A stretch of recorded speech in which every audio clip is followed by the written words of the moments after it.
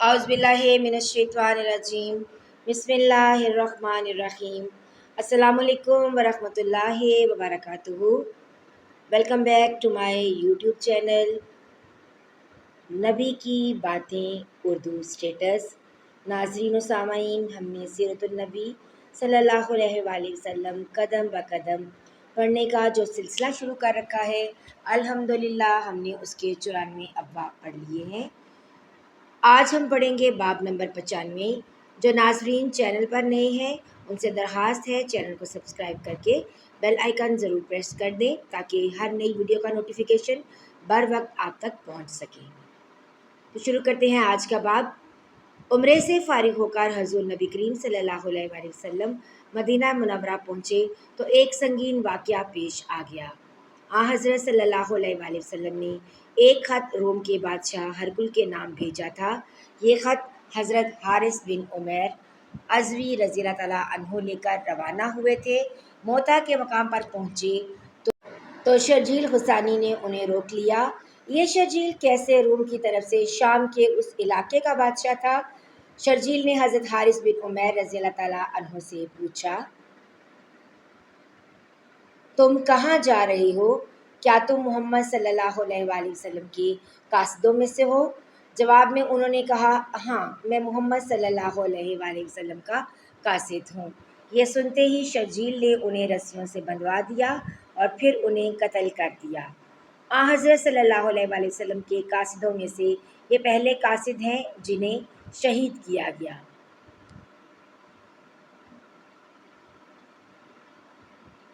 अल्लाह के रसूल सल्लल्लाहु अलैहि वसल्लम को इस वाक़े से बहुत रंज हुआ।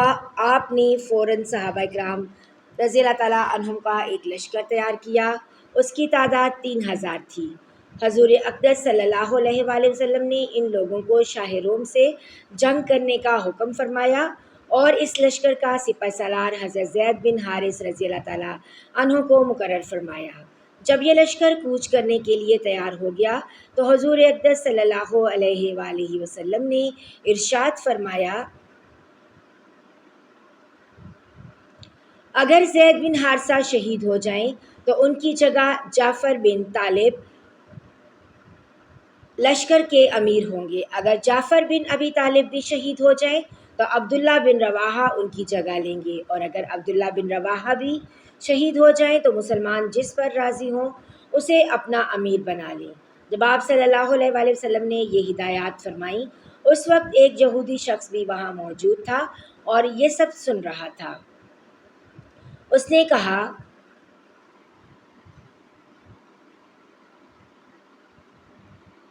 अगर ये वाकई नबी हैं तो मैं कसम खाकर कहता हूँ कि जिन लोगों के नाम उन्होंने लिए हैं वो सब शहीद हो जाएंगे।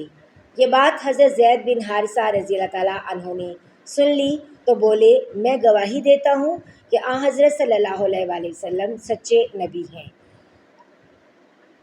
आप सल्लल्लाहु अलैहि वसल्लम ने एक सफ़ेद रंग का परचम तैयार किया और ज़ैद बिन हारिसा रज़ी अल्लाह तआला अन्हु को दे दिया।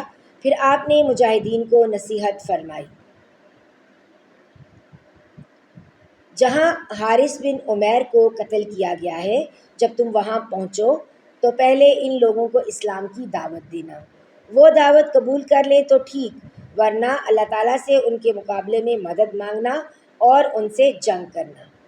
लश्कर को रवाना करते वक्त मुसलमानों ने कहा, अल्लाह तुम्हारा साथी हो, तुम्हारी मदद फरमाए और तुम लोगों को खैर और खुशी के साथ हमारे दरमियान वापस लाए।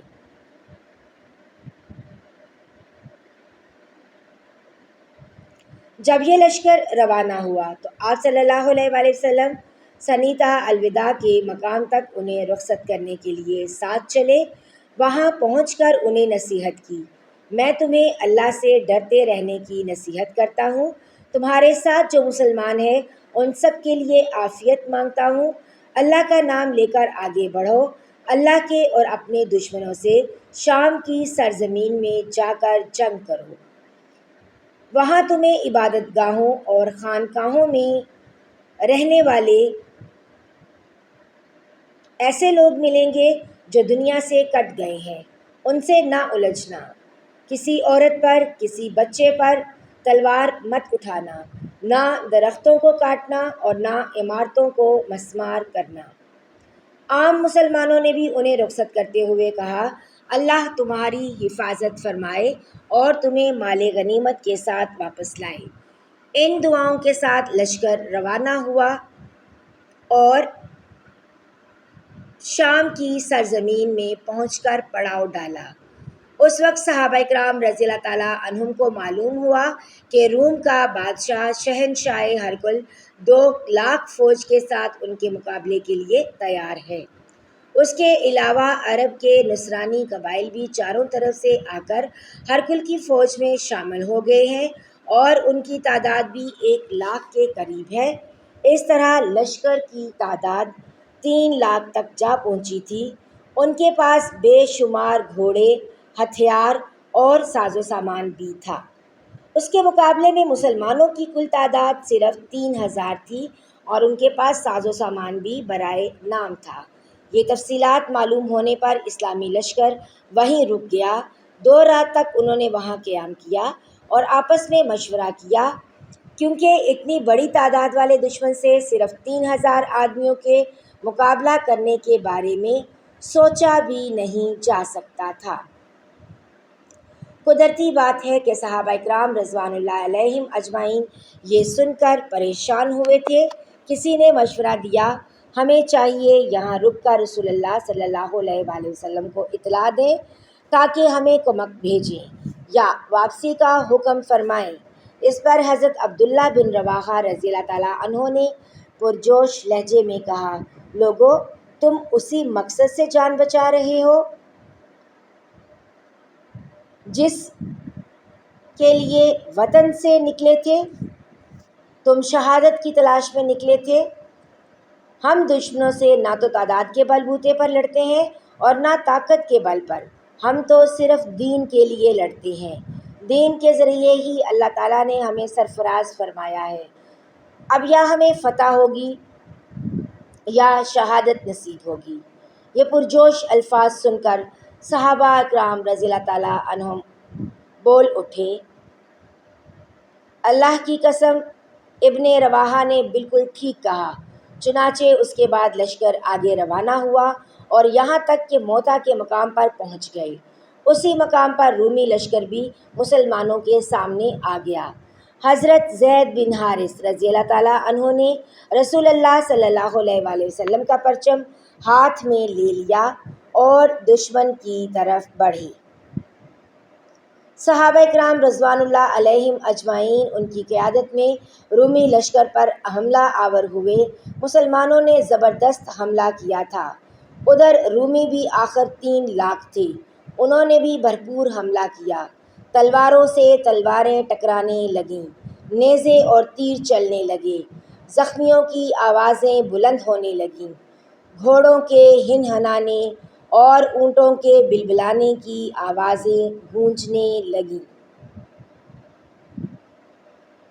اس حالت میں زید بن حارثہ رضی اللہ تعالیٰ عنہ پرچم اٹھائے جنگ کر رہے تھے اور مسلسل آگے بڑھ رہے تھے۔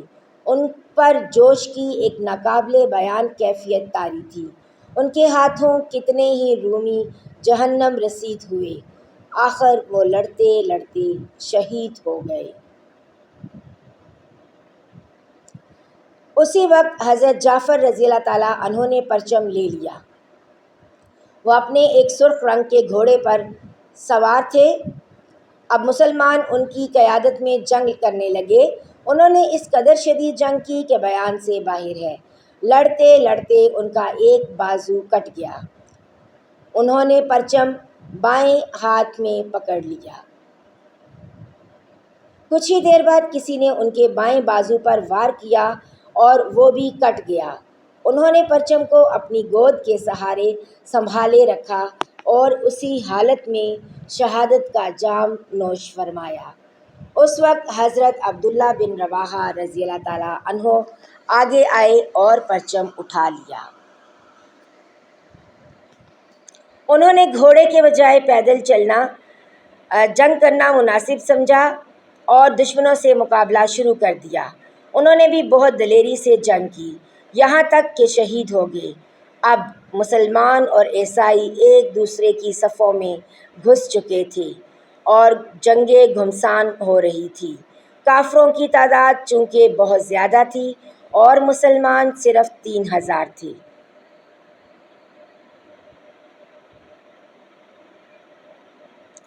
لہٰذا ان کی تعداد کو اس تعداد سے کوئی نسبت ہی نہیں تھی۔ اس لیے ان حالات میں بعض مسلمانوں نے پسپائی اختیار کرنے کا ارادہ کیا، لیکن اسی وقت حضرت عقبہ بن عامر رضی اللہ تعالیٰ عنہ پکارے، لوگوں، اگر انسان سینے پر زخم کھا کر شہید ہو تو یہ اس سے بہتر ہے کہ پیٹھ پر زخم کھا کر مرے۔ ایسے میں حضرت ثابت بن ارقم رضی اللہ تعالیٰ عنہ نے آگے بڑھ کر گرا ہوا پرچم اٹھا لیا اور بلند آواز میں بولے، مسلمانوں، اپنے میں سے کسی کو امیر بنا لو تاکہ پرچم اسے دیا جا سکے۔ بہت سے صحابہ پکار اٹھے، آپ ہی ٹھیک ہیں۔ یہ سن کر وہ بولے، لیکن میں خود کو اس قابل نہیں سمجھتا۔ ان حالات میں سب کی نظریں حضرت خالد بن ولید رضی اللہ تعالیٰ عنہ پر پڑیں۔ سب نے انہیں امیر بنانے پر اتفاق کیا۔ یہ بھی کہا جاتا ہے کہ خود حضرت ثابت بن ارقم رضی اللہ تعالیٰ عنہ نے ہی پرچم ان کے حوالے کیا تھا اور کہا تھا، جنگ کے اصول اور فن آپ مجھ سے زیادہ جانتے ہیں۔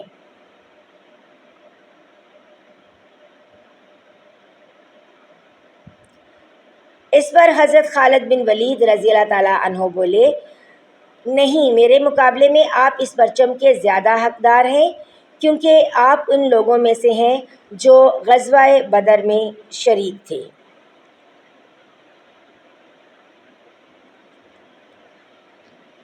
آخر سب کا اتفاق حضرت خالد بن ولید رضی اللہ تعالیٰ عنہ پر ہو گیا۔